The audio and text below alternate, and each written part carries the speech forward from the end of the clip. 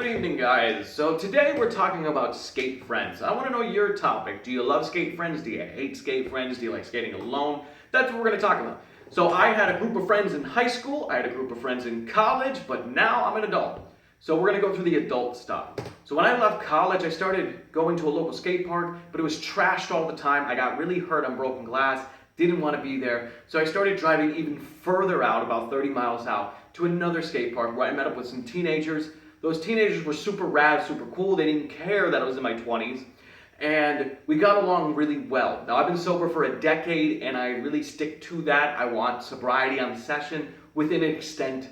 Trust me, I'm not here to judge. You do you. I have no issues with that. So these guys, these teenagers, they smoked weed. I had no issue. I did the same thing when I was their age.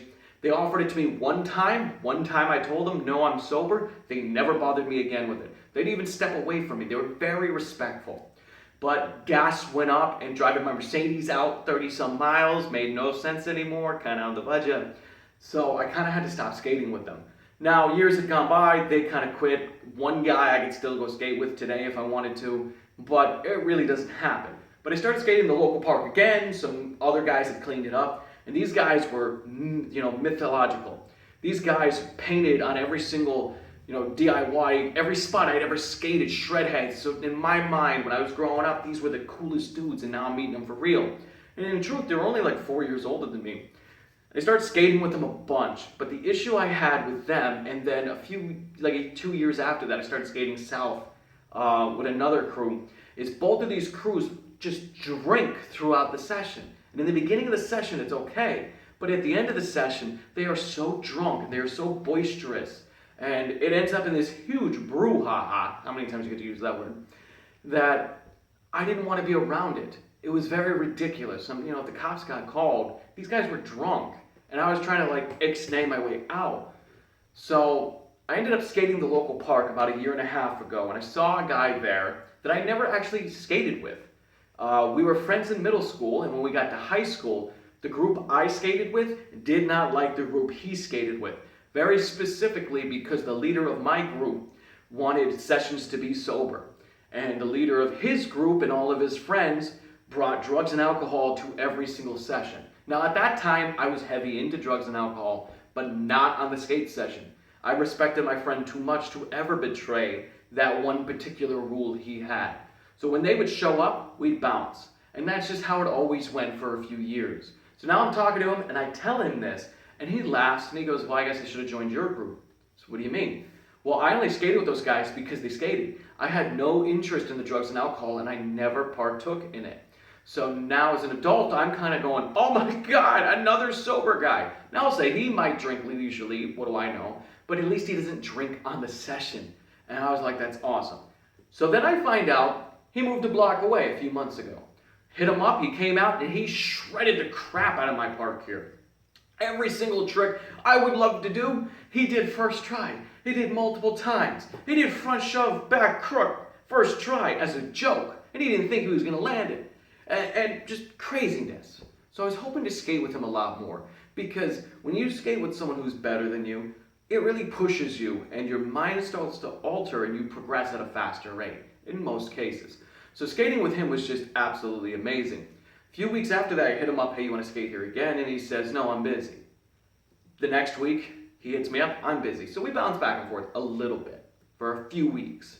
I hit him up and he says, yeah, I'm down. And he doesn't show up. And I see him skating in a local park with some other guys. And I go, oh, he probably just forgot. It's not a big deal, whatever. I hit him up a few weeks later. He says, yes. He doesn't show up. I go, oh, he probably forgot. And I see he posts the same day that he's skating Woodward with these guys. And that is like a shot to the chest. I was like, oh my God, man. Should I be friends with these guys? Can I go skate Woodward? This just sounds amazing because I'm not that far from Woodward. And when I hit him up and I kind of mentioned it, he was very apologetic. Oh my God, I'm so sorry.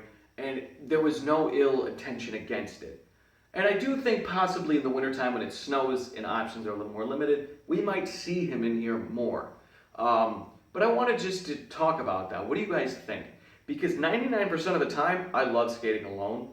But that 1% of the time, when I skate with people, it's like nostalgia.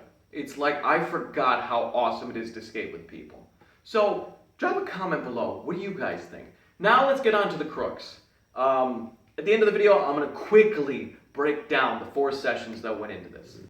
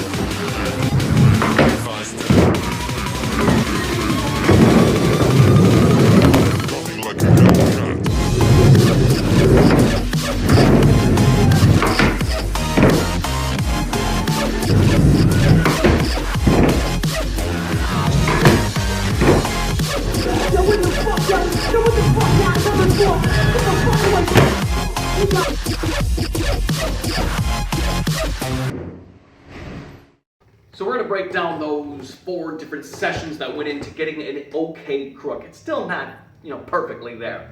But day 1, I was leaning too far forward. And I didn't realize that at the time, but that's why I kept getting yanked out to fakie.